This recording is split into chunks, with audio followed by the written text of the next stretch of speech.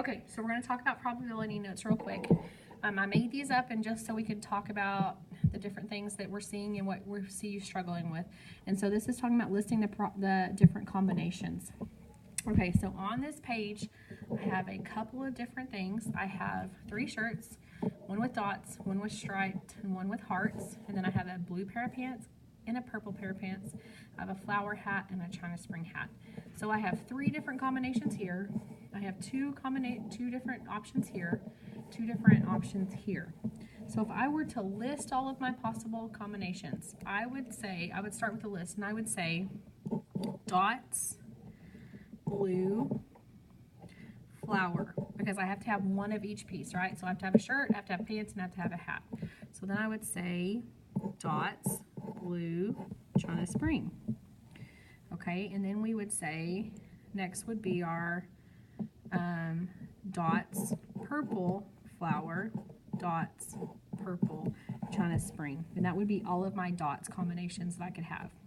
Then I would go to striped, and I would have blue, flower, striped, blue, China Spring, striped, purple, flower, striped, purple, China Spring. So that's all my striped combinations. Then my last combination is my hearts, blue, flower, hearts, blue, China Spring, hearts, purple, flower, hearts, purple, China Spring. And so that gives me all my hearts combinations. So if I break that down, I have all these different combinations. I got 1, 2, 3, 4, 5, 6, 7, 8, 9, 10, 11, 12. So I have 12 combinations, okay? And if I were to draw them in a tree diagram, it would kind of look the same. My first option would be my shirt, so I would have dots, stripes, and hearts. Out of the dots, I would have blue or purple pants. Out of the stripes, I would have blue or purple pants, blue or purple pants right there. And then out of the blue pants, I would have a flower or a China Spring top or hat, and then a flower or a China Spring hat, flower, China Spring hat, flower, China Spring hat, and it goes all the way across. So right here, I should see the different combinations that I was listing over here. It should follow my pattern.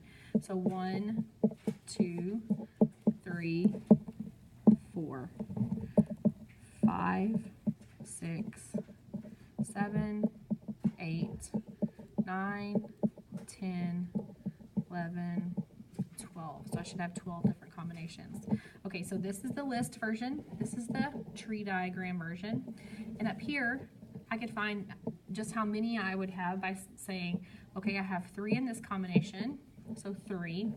I have 2 in this combination, so 3 times 2 is 6 different combinations there. But when I add in the 2 hats, I add 2 more combinations in. So 6 times 2 is 12 total combinations.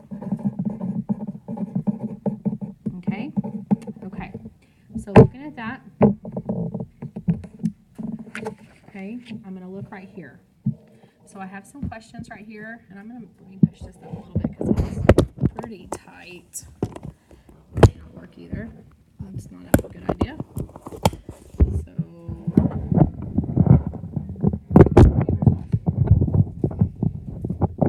okay, that's not working. Okay, so sorry if it's making you sick. Okay, so right here, student council has 10 members and they are voting for a president, a vice president, and a secretary. How many different combinations can there be? Okay, so if the student council has 10 members, all of them are eligible for president, so president is right here. Okay, so how many different people could be president? Well, if there's 10 members, then 10 different people could be president.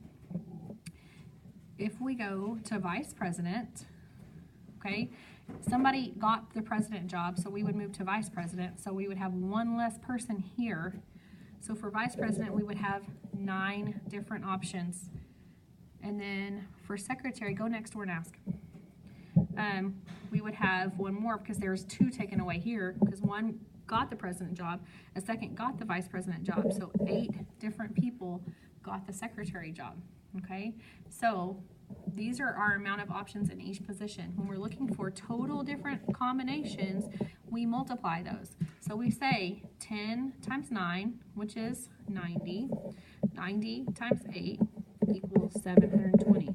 So I can sit here and list all those different possible combinations, but it would be a ton. We would just need to think that there's 10 possible combinations here, 9 possible combinations here, and 8 possible combinations here, so we multiply those across.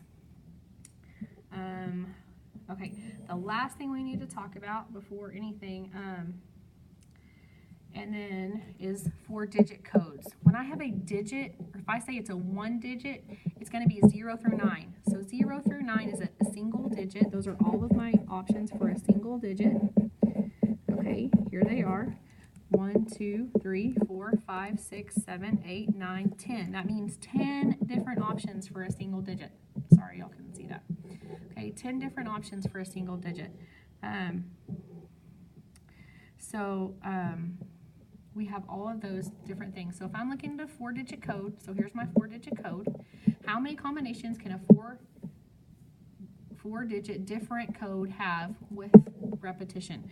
So when I say 4-digit, I'm going to write that in here. I guess I missed that word. Okay, with repetition. So that means I can have, if I have a 0 here, I can have a 0 here. So I can repeat that number. So how many different options do I have for the first digit? 10. The second digit, 10, because it can repeat. It still can be the same number as it was the first time. So I have 10 here, 10 here.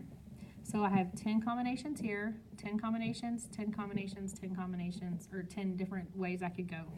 So I multiply those together, it gives me the total amount of combinations.